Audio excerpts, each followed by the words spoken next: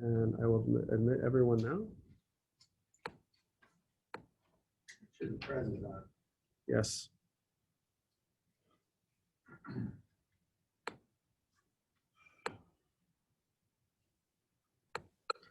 All right. Hello? Can you hear me? Yep. Okay. Is everybody in? Is the Yes, I'm in. Okay. Chuck, is Dave on the call? Wesleyan? I can't see everybody for some reason, but.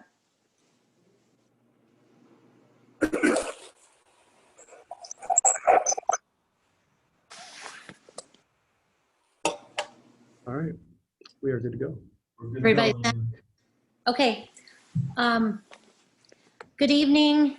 It is 7:02 p.m. on Monday, September 21st, and I will call to order the regular town council meeting. Wendy, can you please call the roll? Councilman Schoon, Present. present. Councilman Gardner, Present. virtually. Councilman Tulowitzki, Present. present. Councilman Kulturitis, Present. present. And President Mellon, Present. virtually. Thank you. Thank you. At this time, I'd please ask everyone to rise for a moment of silence, followed by the Pledge of Allegiance.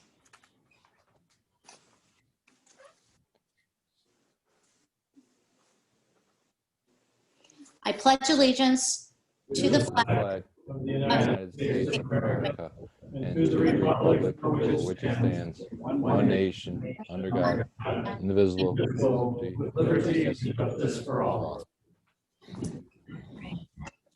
Thank you. That brings us to the 45th Street construction update. Hello, this is Lee Randall with DLZ. Can you hear me? Eileen? Hi. Okay, yeah, so progress on the 45th Street project. Underpass forms and shoring have been removed.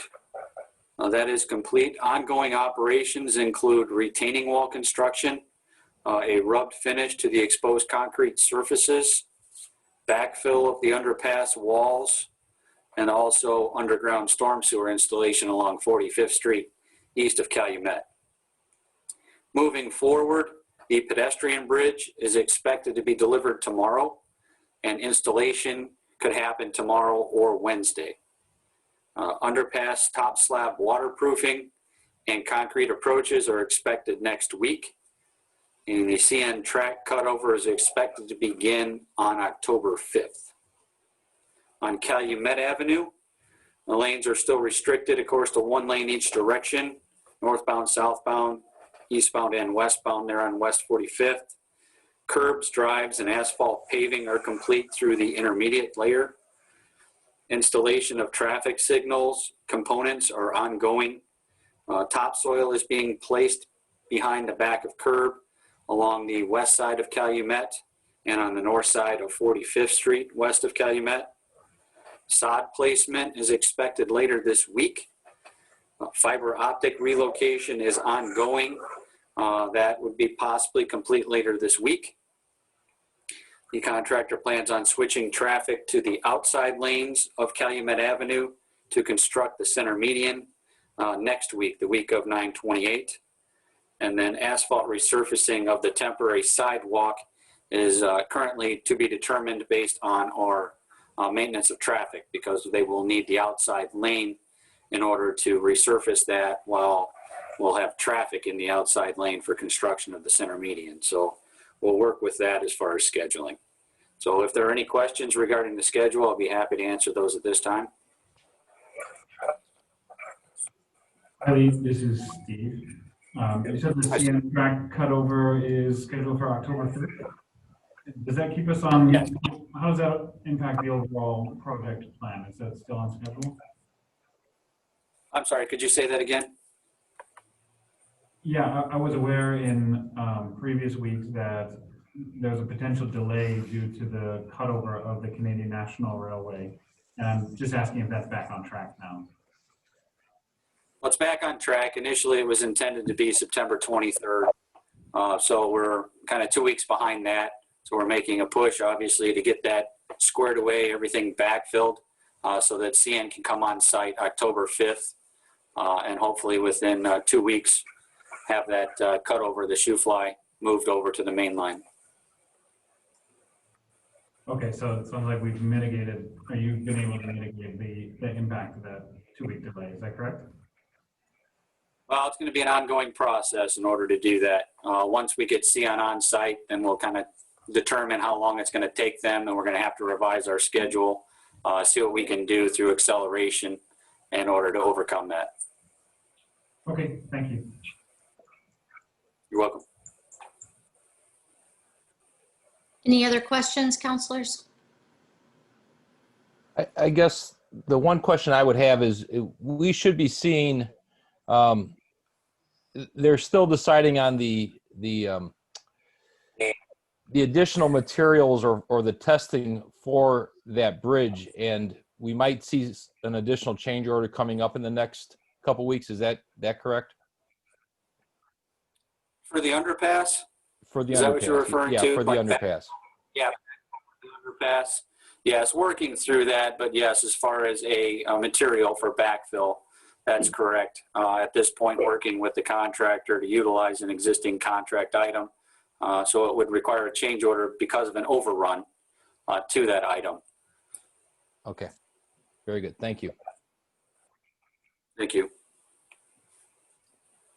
Okay, anyone else? All right, thank you, Lee. Appreciate it. Thank you. That brings us to the new National Night Out proclamation. So the proclamation of the Munster Town Council recognizing the National Night Out. Whereas the Munster Police Department and Choice Community Council of Munster are sponsoring a unique drug and violence prevention program on October 6, 2020, entitled the National Night Out Against Crime Celebration.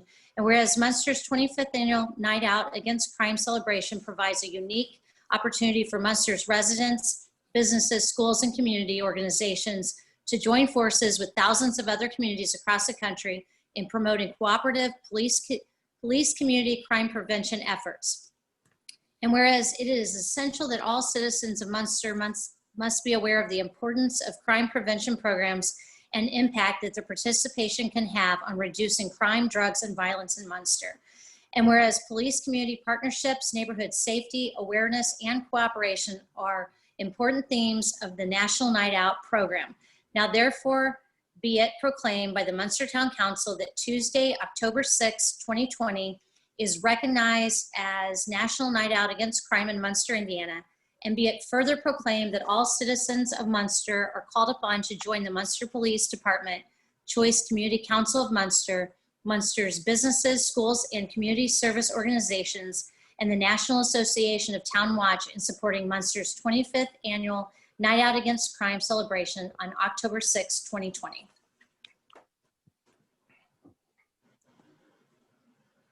I would make a motion that we approve the proclamation of the Munster Town Council recognizing the National Night Out.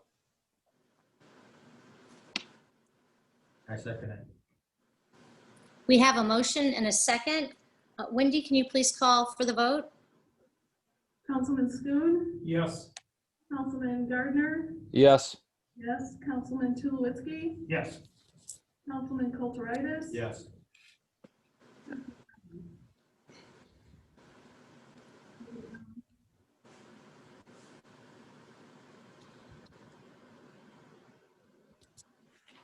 Can you still hear me? No, well, now we can. No, okay, sorry about that. Yes. How do you vote? Thank you. She votes yes. Thank you. That brings us to the public hearing for the 2021 budget. Wendy, would you like to say something before we open the public hearing? I can. I wasn't planning. Or if you want, no, I wanted to give you the opportunity if you wanted to, or I can just open it. It is open to the public. Any questions, we do invite you to come up and ask. The clerk treasurer, the controller, the town manager met with town councilors and went over it after the budget was advertised, and I think that we have a nice understanding of what was presented.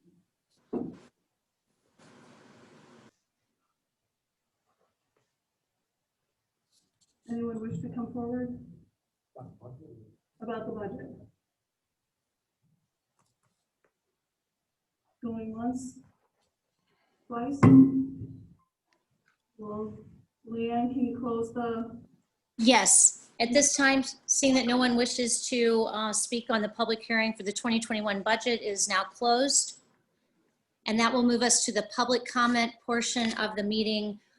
So if anyone would like to address the council pertaining to any of the agenda items for public comment, please keep it to 2-minute maximum per person or 5 for a spokesperson. And please keep your comments civil and constructive. Is there anyone from the public wishing to speak tonight?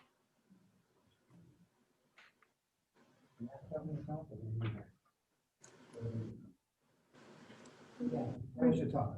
your name and your address, please? I'm Barry Abbott. I live at 10352 Sutton Place in Munster. I'm a Munster resident about 6 years. I am also a member of the state lobbying organization for cycling. So it's kind of my thing. So I have talked to the town manager, I've talked to 2 board members, and overall things that I want to get done have been pretty receptive.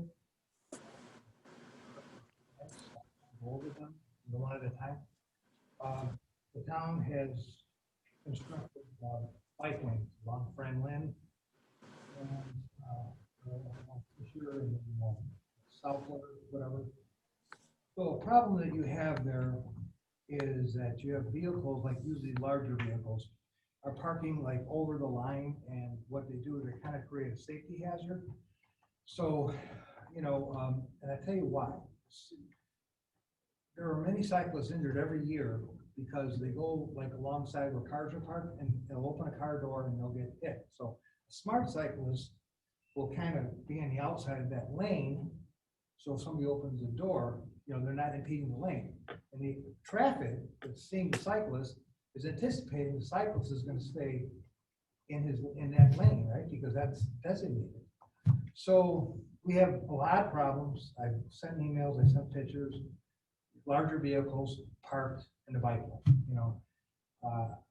For a car that's right on the line, I don't think you need to be going out there with you know, with the line and seeing if they're in violation. I think it's more of an educational process. I don't think you want to be irritating the community by ticketing, you know, 25 cars tonight. But I think it's something that needs to be addressed with the police department, which I know are very busy. The other thing that I'll touch on briefly, but Steve reached out to me on it, and I support what he said, is that on the north end of Centennial Park, you have, you know, you've had that construction going on there. There used to be a bike path that went right to the corner there. And so since this construction started, I don't know, maybe 2 years, you guys know better than 2 or 3 years ago, the bike path has been shut off there.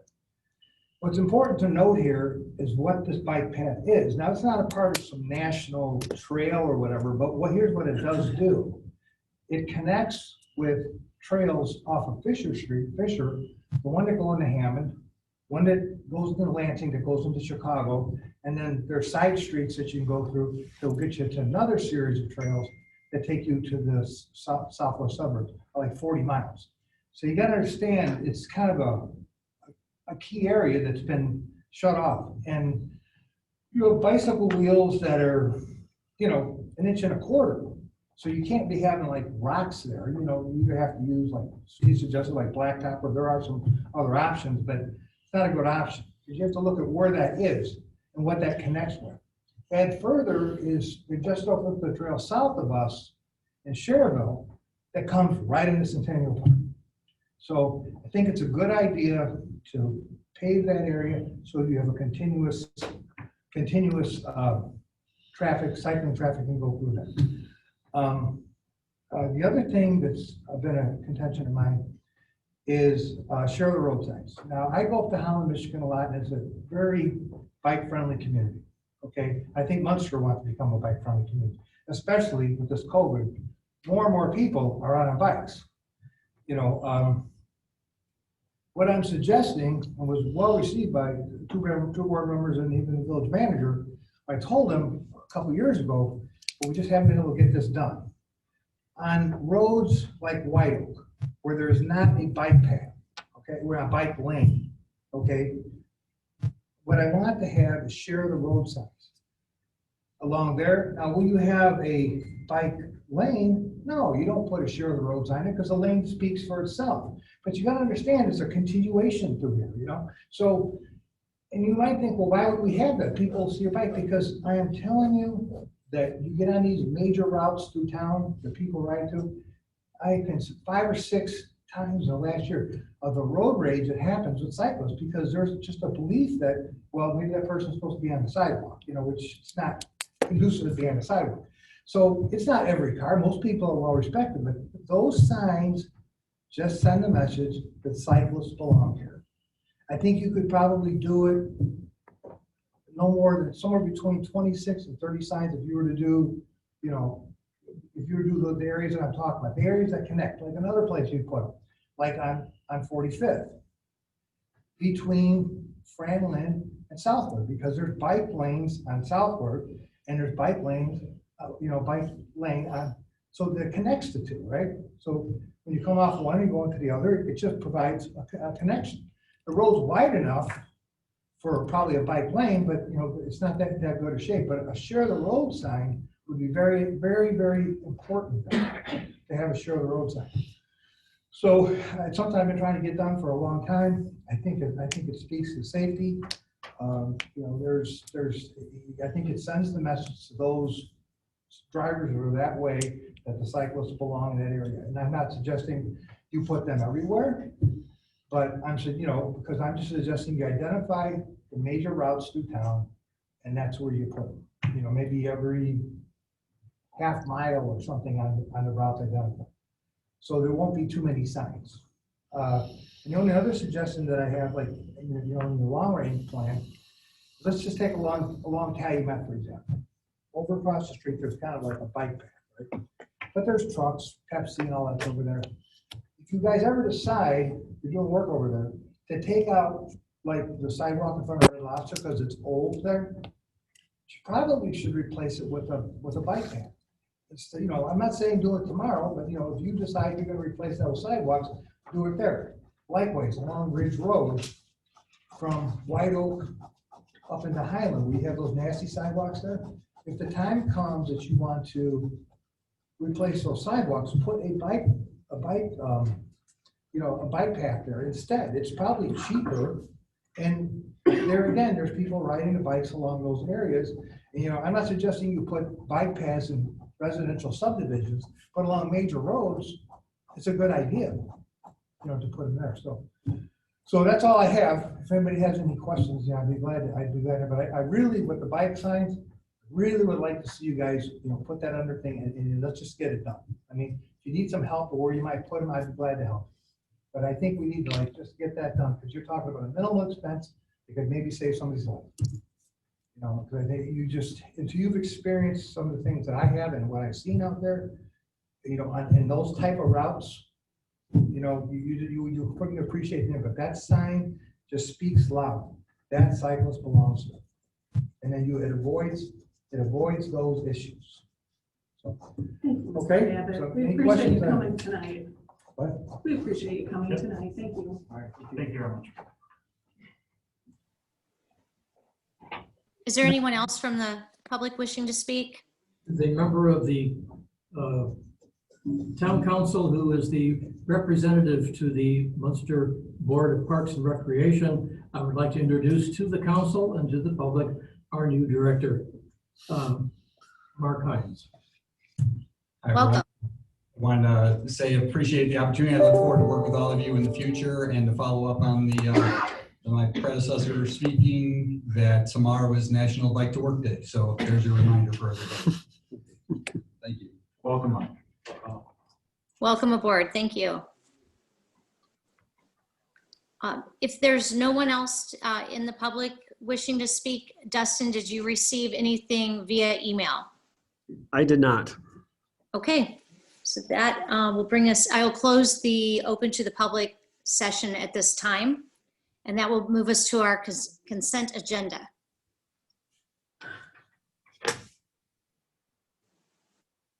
Will we accept the consent agenda as given? Second? We have a motion and a second. Wendy, can you please call for the vote? Counselor Schoen, Yes. Counselor Gardner. Counselor Gardner, you're on mute. There we go. Yes. Yes. Counselor Tulowitzki, Yes. Counselor Kulturitis. Yes. And President Mellon. Yes. Yes, 5-0 for the consent agenda. Thank you very much. That will bring us to we have no old business, so we'll move to new business. The first item is Resolution 2074, which covers temporary signs on public property. Dustin, would you like to speak to this? Sure. There was a question of what to do with signs at Town Hall. And the conversation centered around the fact that the town can do anything that the town cares to do with regard to what and how much signage on the town's property could or should be allowed. And one of the ways that the town council can direct their preference is by a resolution.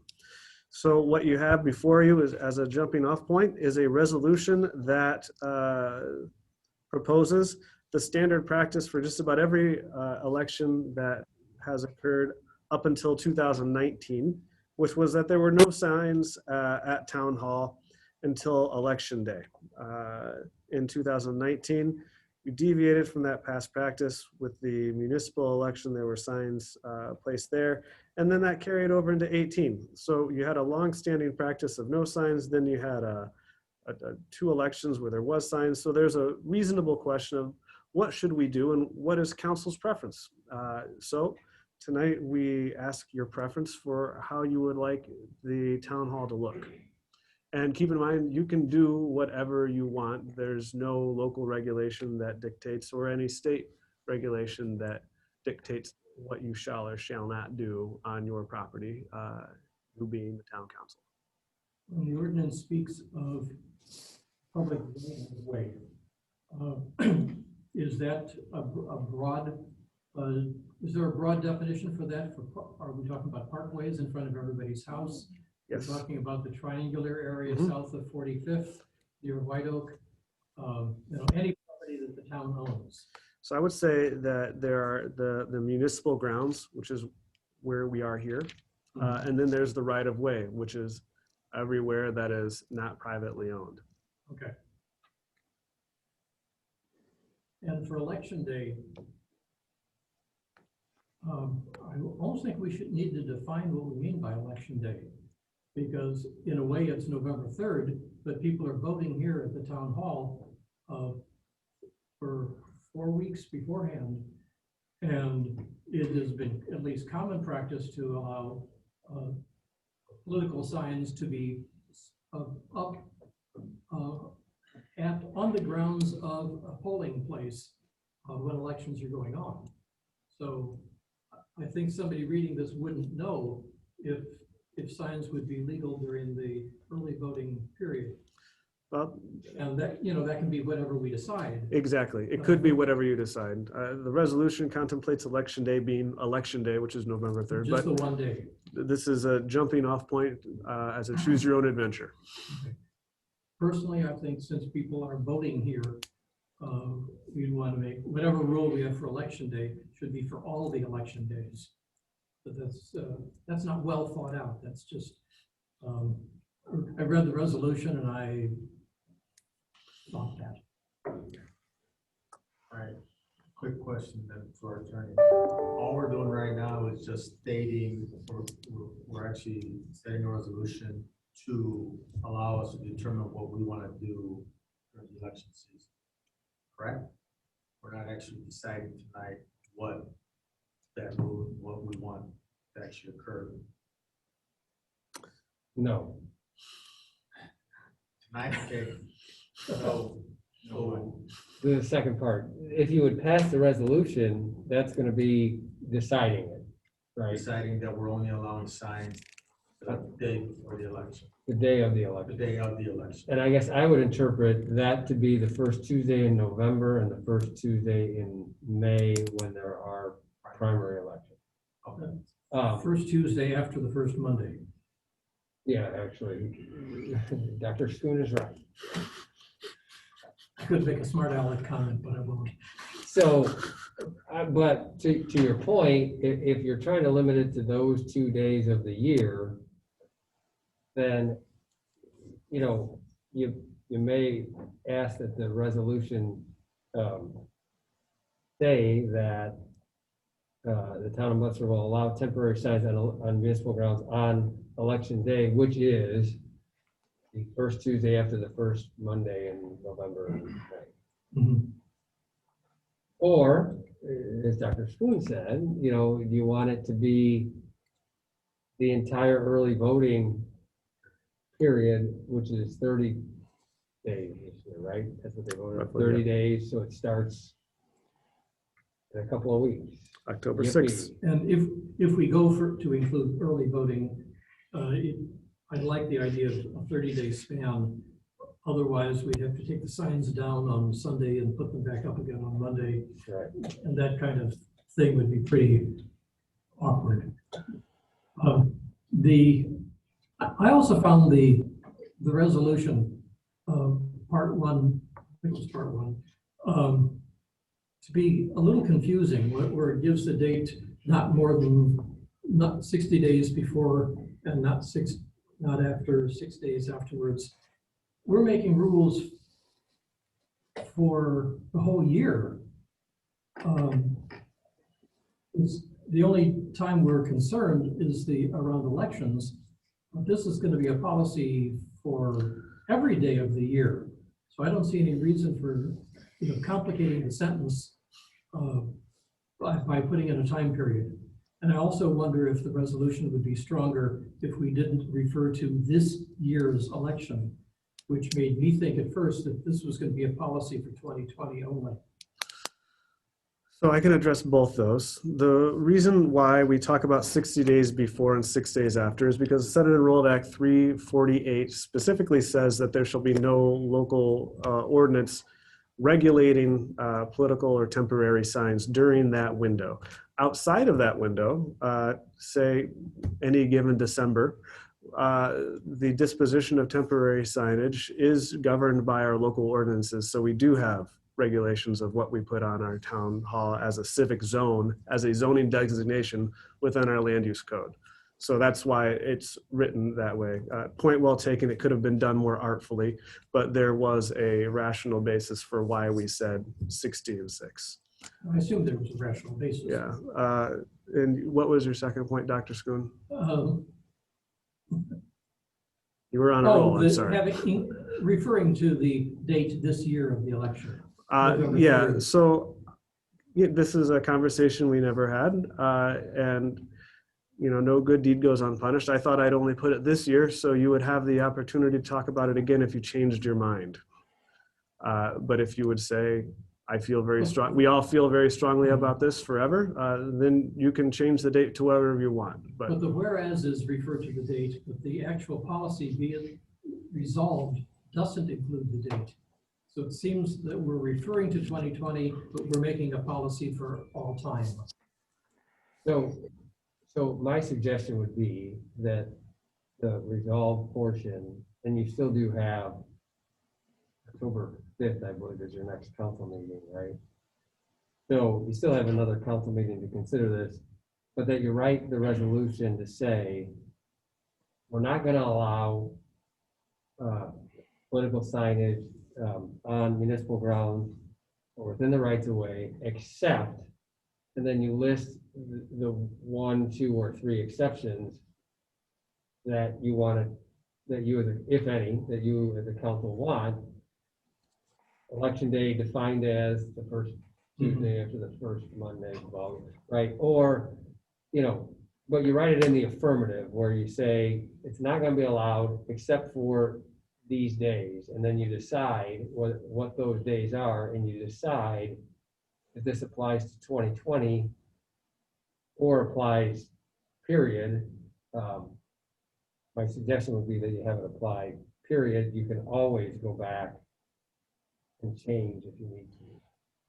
If you do it one way this year and it's just a disaster, there's nothing wrong with amending the resolution by a subsequent resolution. So I think what that means is that whereas there are numerous federal, state, and local elections that will take place on election day, November 3rd, 2020, that clause could be reworded as on election day, which is the first election day right, for general and primary election. That's what we want to do. right. If I could say something here, I really like the intent of this resolution, because I do think the early voting, and I wasn't aware that previous councils have outlawed the use of signs on public property, but with the advent of early voting and election signs and the concept that one sign is good, 2 or 3 signs for each opponent is even better. Our town hall does look like a junkyard during the whole month of early voting. However, I do understand the importance of the signs to encourage early voting, and I don't want to do anything that would discourage people from getting the chance to get out there and vote. But again, I think how disruptive and how really the more signs you get, the more signs just become a lot of nuisance than anything else. I would be in favor of doing this for not just for this next election, but for all future elections for the early voting period. With that being said, I do think we need. I would take this resolution that's for individual parties if there was some basic early voting signs that are that would acknowledge that the town hall is an early voting registration place. I wouldn't want that to be, banned with this type of ordinance. Would a sign like that wouldn't have anything to do with this if we had like we normally have a sign up there that says early voting center. That has nothing to do with what we're trying to do right now. No. Okay. We're okay with that, Chuck. Okay. I personally believe that anybody that goes into early vote already knows who they're voting for, and they don't need a whole bunch of signs up on walking in for that. So I firmly believe that. So I like the idea of just having signs as you guys laid it out here right now. So, but we can table this until next time, and we got to get the verbiage there. Well, we just I'm thinking about the previous 2 elections, and this year, 2020. I think it's good we're thinking about a resolution because it's kind of a different year with the masks and the pandemics. They're predicting higher than ever early voting, and I do think it's true. People come in, and at least for one election, they know who they're going to vote for. But I'm not sure that all up and down the ballot, people really know who they're going to vote for when they arrive. So what came up for me was allowing one sign per candidate to be displayed in an area we define, but only at the polling location, so nowhere else in town, on days where there's voting happening. So from the start of early voting, and Ken, to your point, you don't have to take them down on the one Sunday that you can't vote. From the start of early voting until election day, that we'd allow one sign per candidate just in that spot where they have been the last couple of elections.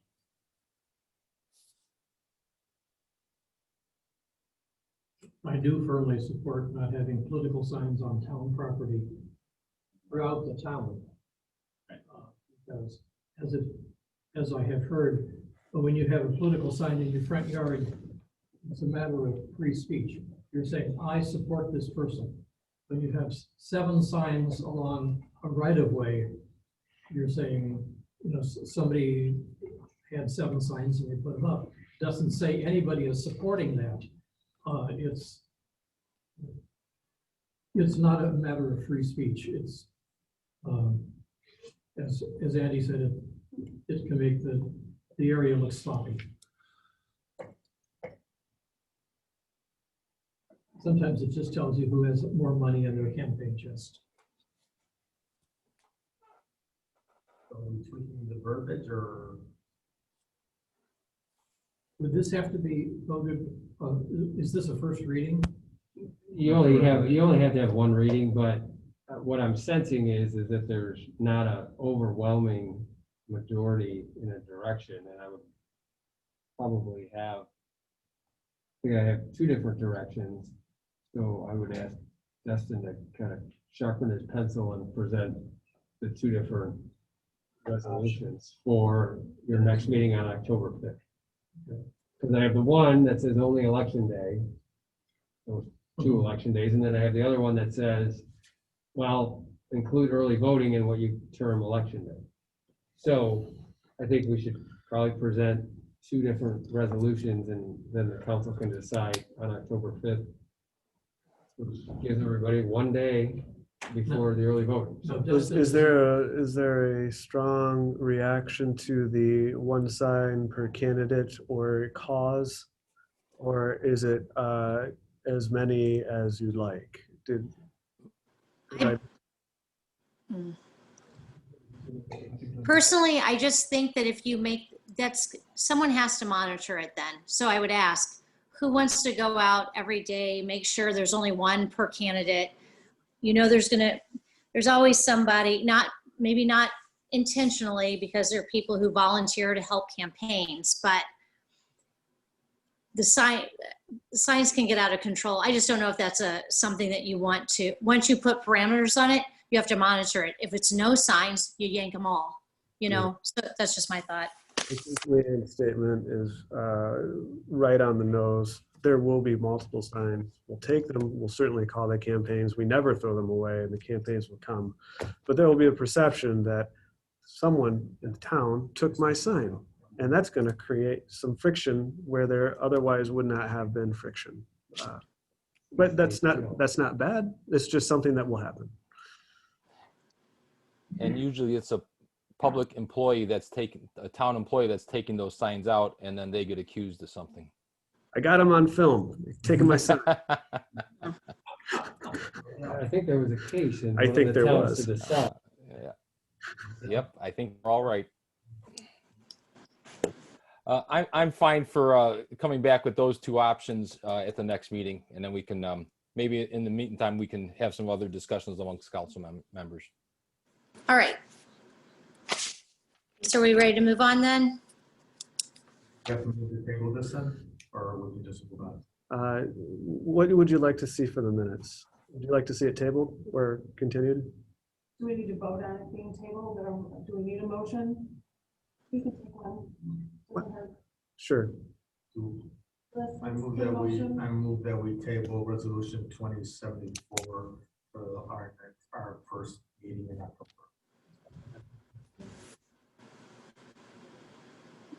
I second that motion. We have a motion and a second. Wendy, will you please call for the vote? I have. He thirded it. He thirded it. Counselor Schoon, Yes. we're tabling it. Okay, Counselor Gardner, now's your time to speak. I'm sorry. Yes. Yes. Counselor Ortiz, Yes. Counselor Kulturitis. Yes. And President Mellon. Yes. So 5-0, we're going to table this till next time, and we'll have two different choices to review. Okay, thank you. That brings us to ordinance 1806, the 2021 budget, first reading. I believe everyone has done their homework, met with Wendy and Tricia. Wendy, I don't know if you went through this pretty thoroughly with all of us. So if you want to say something. I just would stress that we conducted the public hearing. No public spoke. Tonight is the first reading of the ordinance. We will be reading it once again in 2 weeks on October 5th.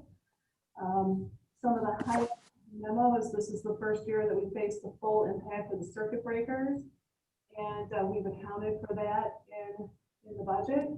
The DLGF is required to provide certain revenue estimates, which we use. There are some COVID-related decreases in our revenues, and we accounted for that. Department heads were asked to complete their budget worksheets, keeping in mind lower revenues. We also have 27 payrolls in 2021 instead of usual 26. So that will have a little bit of an impact on the budget. We do have some relief. The medical trust has approved a medical premium holiday for January of 2021. That will save us about $173,000. Delta Dental is holding their administrative fee steady, and our vision rate insurances are unchanged. So to overcome some of the anticipated challenges, the staff will look at home rule funds to supplement the property tax control funds. So we're asking for a motion and a roll call vote for this first reading, and then the second one will be October.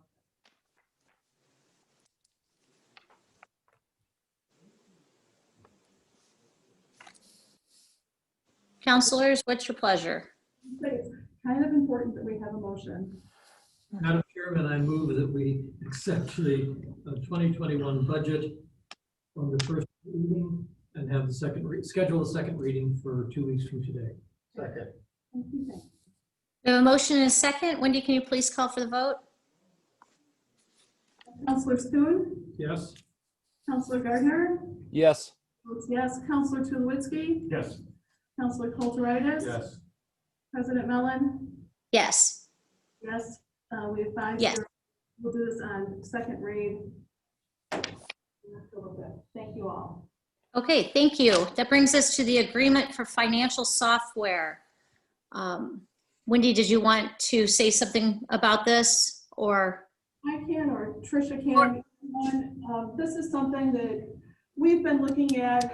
Our current software is older and it is a little cumbersome. It's a bit of a patchwork quilt. Multiple companies have purchased, and with each purchase, the software gets a little more complicated. We have researched several different municipal softwares, and we've talked to some of our colleagues, and the one that came out on top is this BSNA.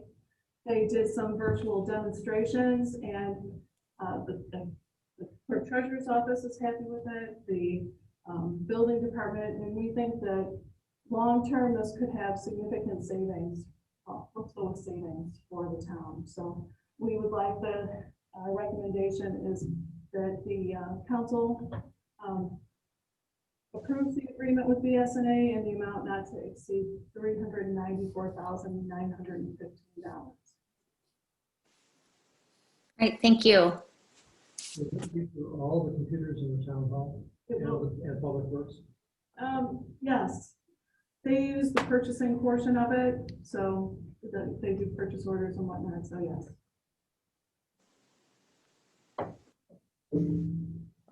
I would make a motion to approve the agreement with BSNA software in the amount not to exceed $394,915 and approve the purchase of server hardware licensing and installation by Impact in the amount not to exceed $23,202 for a total project cost of $418,117.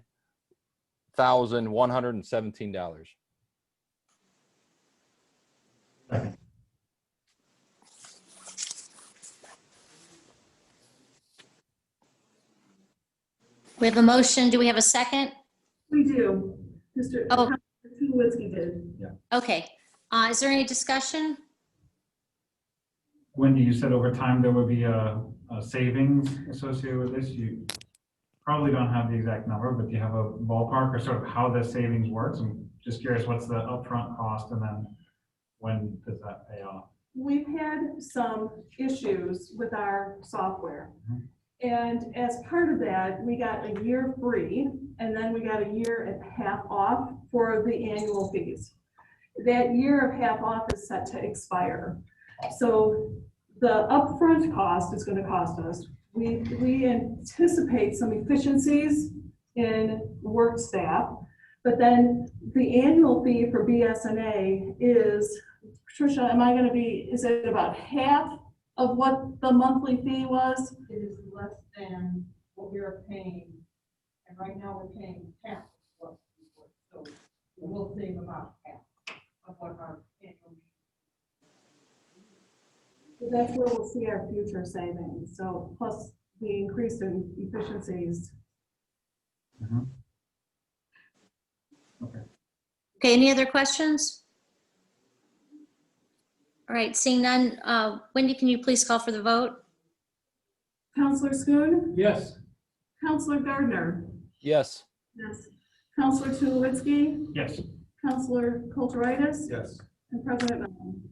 Yes, thank you. That takes us to item D, Calumet Avenue paving.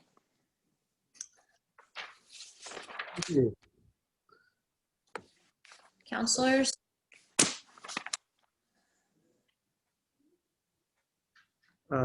What we have is a major construction project, as you've all experienced, on the portion of Calumet between the Marathon Station just north of the Grand Trunk Railroad Canadian National and Superior Avenue.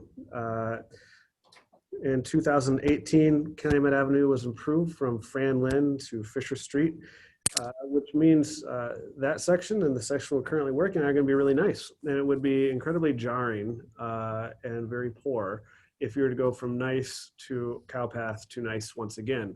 So while we have unfortunately become very accustomed to lane restrictions and managed traffic, which is a very clinical term for inconvenience, I think it would be the appropriate time to do that little portion that would create the sandwich. So from north of the tracks to Fran Lynn, to be improved and have one long, smooth, continuous, improved Calumet Avenue. This could not have been done through a change order with the contract with Walsh, because this is outside the project limits of the contract with Walsh Construction and Walsh and Kelly, who's their subcontractor. So we had to set this out to bid because of the magnitude of the potential price. And surprisingly, Reith Riley came in as the lowest bidder rather than Walsh and Kelly. So I was mildly interested. So I had our construction engineer, who works very closely with both Walsh and Kelly on the 45th and Calumet grade separation, intersection realignment. We're talking specifically intersection realignment right now. I said, guys, do you think that they have the juice to get this done? It seems just to a layperson that it would be easier for Walsh and Kelly just to go on. And they said, no, there's nothing in the bid specifications by Reith Riley that says they can't get this done this construction season and maintain traffic. So we've worked with Reith Riley all summer. They have been extremely responsive and responsible. And if you would like to see that middle section be improved to the same or better quality than the portion to the north and the portion to the south, I would ask that you authorize the town to continue to work with Reith Riley by motion and roll call vote for a cost not to exceed $97,775. Asphalt on top of what's there now? It will be milled and overlaid. They will, okay. Yes.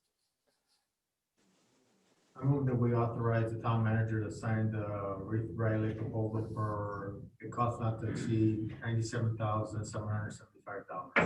Second. We have a motion and a second. Are there any questions? My only question would be, is this time frame is before, say, November 15th or so, before the asphalt plants close this year? It will be before the asphalt plant. Excuse me, pardon me. It will be before the plants close. I'll just skip the word I can't pronounce. Very good. Please don't make me do a multi-syllabic word. I can't talk. No. How about a thumbs up, thumbs down? But it won't be before the the 45th Avenue project, excuse me, the Calumet Avenue repaving is finished. It will not. So Walsh and Kelly will go through, they're projected to finish that work sometime late October. And the idea is that Reith Riley will come in after that section is complete and pick up where they left off. Could you have this moving, please? When it's complete, I believe When they it's will be, finished, Dr. or you can Schoen. see- It'll be, it's a good idea. As long as I've lived in town, speaking of jarring, those railroad tracks seem to be okay after construction for a very short amount of time. Is that part of this bid, redoing the tracks, or is that part of? We are not maintaining the Calumet, the Canadian Nationals track crossing on our road.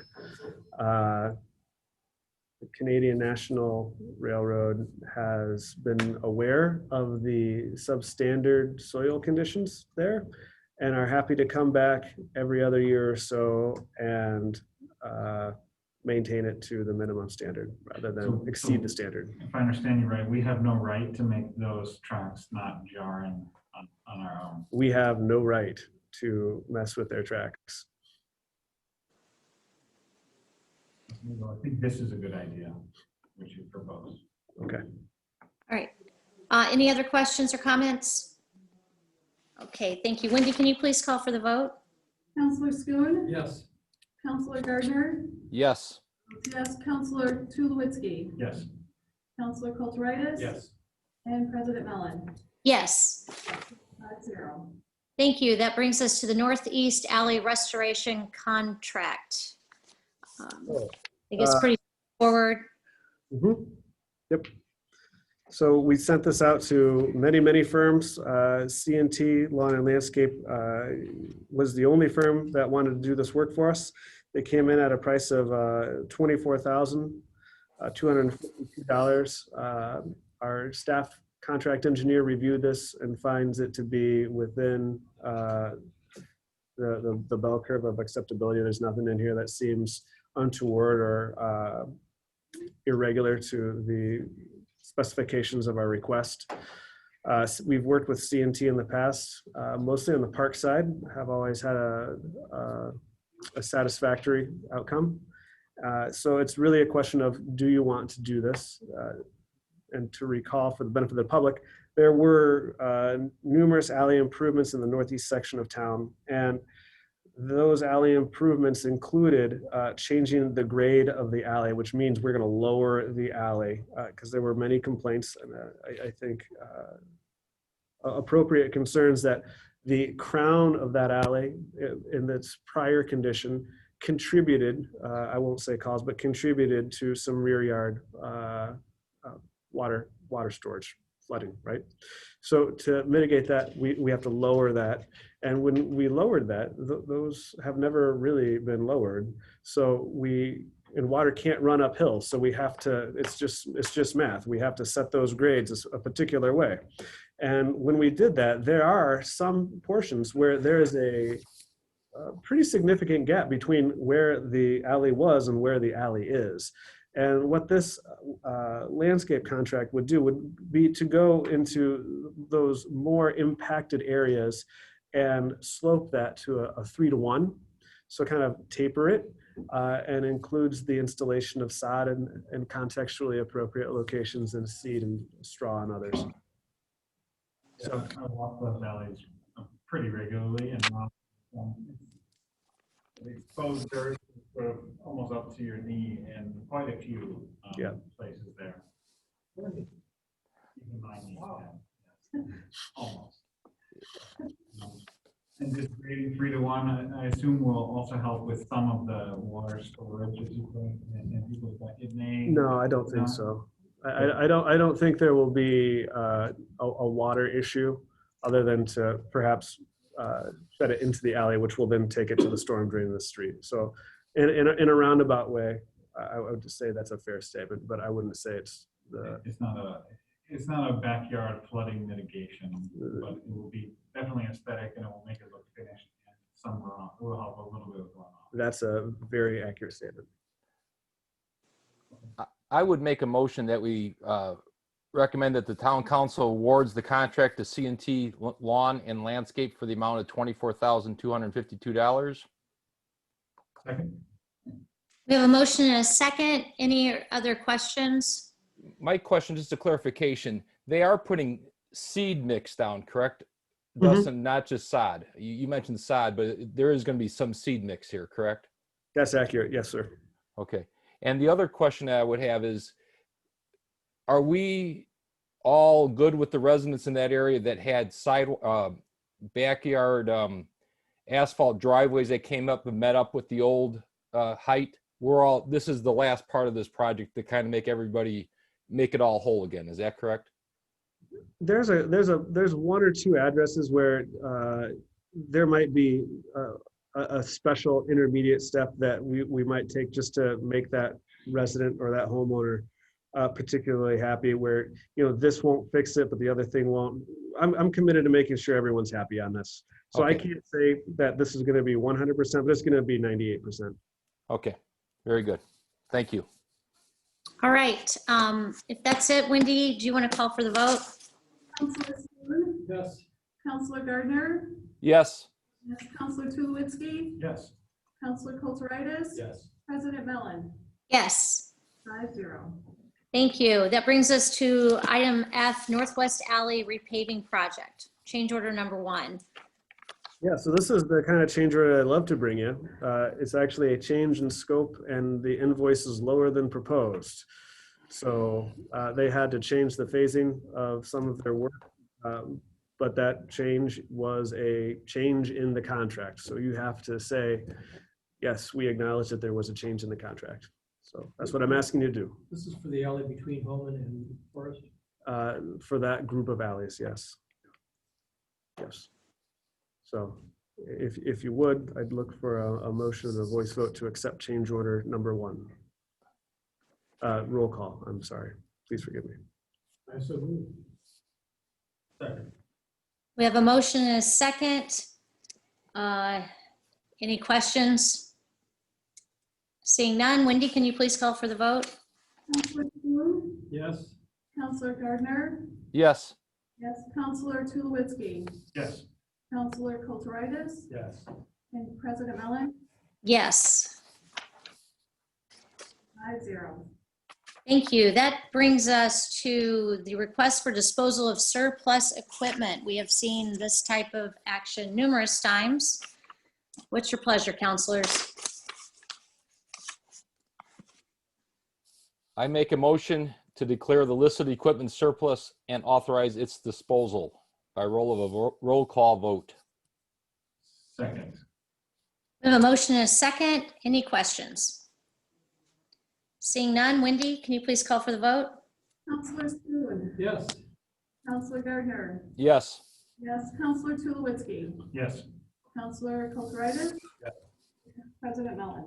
Yes. 5-0. Right. Thank you. That'll take us to reports. We have the Munster Police Department kitchen update. It looks like the police department has a kitchen that is basically falling apart because it has not been touched since 1982 when the building was built. That's, Chief Shekel is here, but this is really just to make it part of public record. We wanted to be certain that, I wanted to be certain that an officer is doing the work, that I've talked to council, there was no double dipping, he's not billing us for his labor, there's no ghost payrolling while he's on our time clock. So that was the purpose of making this part of public record. It's transparency. Okay, thank you.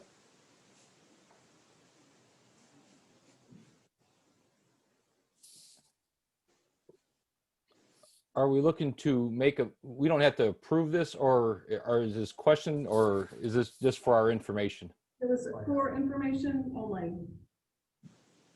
All right. Any questions before we move on?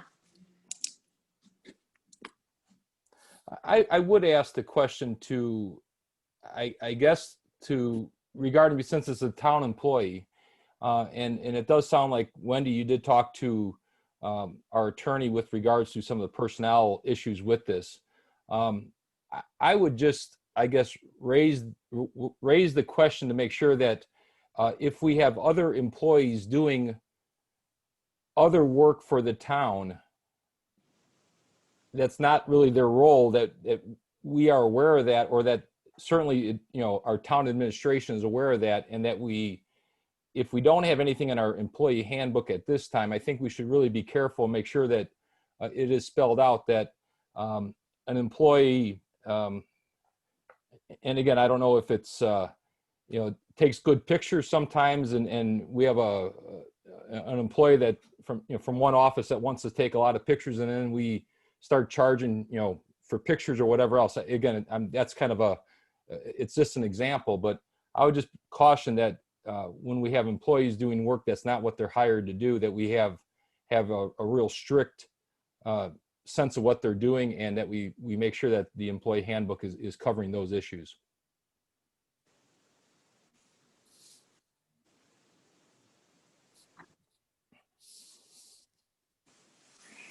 Okay, any other comments? Okay, all right, thank you. That brings us to portfolio reports. If you have a report, raise your hand. I'll do it that way this week. Steve and I are both raising our, Councilman Tulowitzki and I are raising our hands. Okay, go ahead, Steve.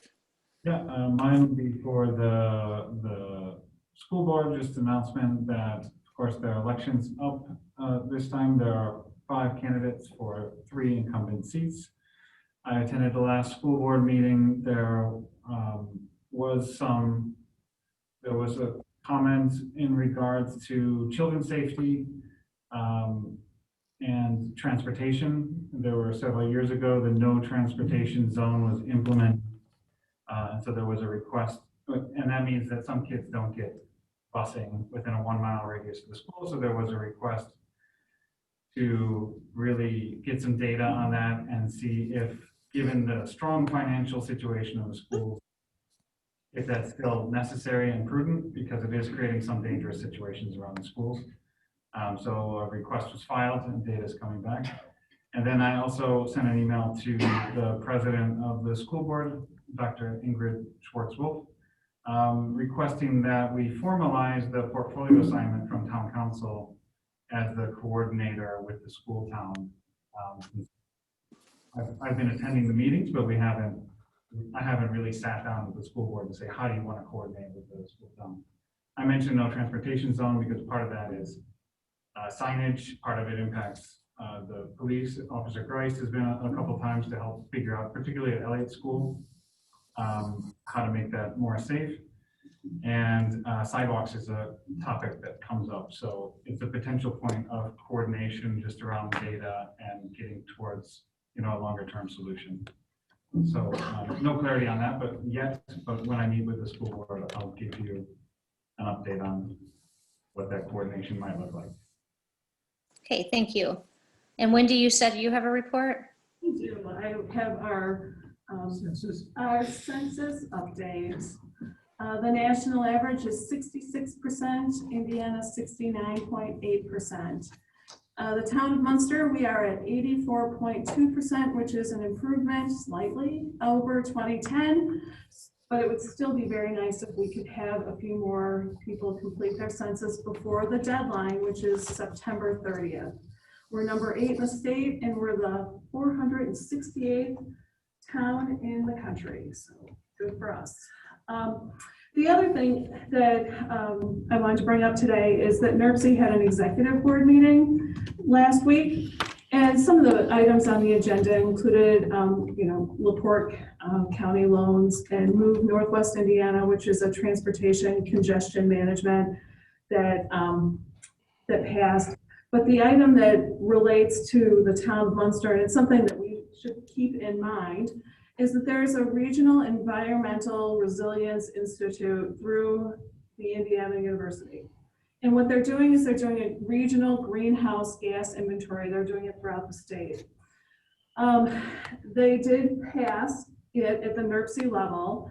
And what they're looking to do is they're looking to get, I believe it's 3 letters of commitment before November 26th. That's 3 municipalities that would support this for next summer. And it would be interns, and there's a coordinator at NERC that would really oversee the interns. I'm expecting the financial commitment would be about $6,000, and that would be $1,500 per intern, and then any overhead costs of $1,260 per intern. And they're expecting to get 2 interns, so 5 government units to 2 interns. So that's what I have. I did email Bill Emerson over at NERC, and I'm just awaiting word on what the next step would be. This is something that I believe Councilman Tulowitzki, Councilman Gardner have been aware of, and just to keep you all in the loop that this is where it's at NERC. If I get more, when I get more information on it, then we'll see, talk about going to the next level with it. And Wendy, the $6,000, isn't that for the whole region for NERC? I think the Munster portion of that might have been listed as $800 since municipalities are sharing. I think you said five municipalities. Yeah, 5 for 2, so the total cost, I think there's a $200 cost. I thought it was per municipality, the 6,000, but you could be could be right, that it's split 5 ways. There, okay. Thanks for the report. I'd like, as soon as we have what they need in those in the letter of consent from us, I'd like us to move it forward and bring on a future agenda. I'd be happy to share that, and it sounds as though some other Highland is also interested, so it'll be, a couple people regionally will be close. Okay. All right. Leanne, I only have one comment regarding the Munster Fire Department. They are doing a fundraiser for Fighting for a Cure. So if you want to get some Munster firefighter swag that supports the Munster Cancer Society, you should call Munster Fire Department at 219-836-6960. And 60. And okay, thank you. And Dustin, is that, if it's not up on our website, can we put that front and center for right now to help out the fire department? Absolutely. Okay, great, thank you. No other reports, portfolio reports? I don't have any. I would Okay. just Go ahead, Ken. at the level that Wendy and Steve and Chuck have been with this, the resilience Yes. program. Let me just personally give my support for it. It's something that I think the Northwest Indiana area might even expect Munster to take a lead in. We were the first community in the county to have curbside recycling, a fact that is still blurted out among the Lake County solid waste people. And it's the wave of the future, and it's something that needs to be done. Okay, thank you. The announcements are that all town council meetings will begin at 7 p.m. unless otherwise noticed. Our upcoming meetings are October 5th, October 19th, and November 2nd. That brings us to adjournment. So moved. Second. We have a motion and a second. Wendy, can you please call the? Sorry, I put everything away. Counselor Schoon. I think so, yes. Yes. Counselor Gardner. Yes. Yes. Counselor Tulowitzki. Yes. Counselor Kulturitis. Yes. Counselor Mellon. Yes. All right, we are adjourned from the town council meeting at 8:09. Okay, thank you. And I'm going to ask at this point if Andy, if you could preside over the. You're more than happy to do that Yeah. for you. Thank you, and good night, everyone. Good night, Dan. Good night, Leanne. All right, I'd like to Happy bring anniversary. Thank you. the redevelopment commission regular meeting for September 21st, 2020 to order. Wendy, have you taken roll? Okay. Commissioner Schoon. Present. Commissioner Gardner. Commissioner Gardner. He's taking a break. He's gonna miss the whole meeting. All right. Counselor Tulowitzki Present. and acting head commissioner. Present. Kulturitis. Thank you very much. That brings us to open to the public. Does anybody wish to speak at the redevelopment commission meeting tonight? I will close that. That brings us down to consent agenda. What is your pleasure? Mr. President, I move we accept the consent agenda. For a second. Second. All right, any discussion? All right, Commissioner Schoon, Yes. Commissioner Tulowitzki, Yes. and Commissioner Kulturitis. Yes. We've got 3-0. All right, there's no old business, there's no new business, there are no reports, no announcements. That brings us down to adjournment. Move to adjourn. For a second. Second. All in favor? Aye. Aye. All right, we're at 8:11 p.m. It is adjourned. Thank you for hanging out, guys.